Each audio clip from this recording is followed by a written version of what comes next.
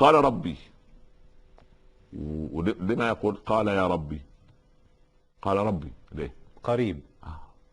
سبحان الله، لا يحتاج لأداة نداء. ربي إني وهن العظم مني. قالوا يا رسول الله صلى الله عليه وسلم أقريب ربنا فنناجيه أم بعيد فنناديه؟ ها، لو قريب نخفض الأصوات، لو بعيد سبحان الله نعلي سبحان الله. وإذا سألك عبادي عني فإني قريب.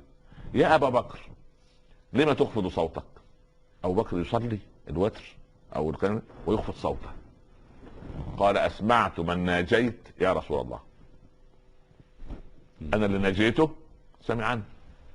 وأنت ابن الخطاب لما ترفع صوتك؟ قال أوقظ الوسنان وأطرد الشيطان.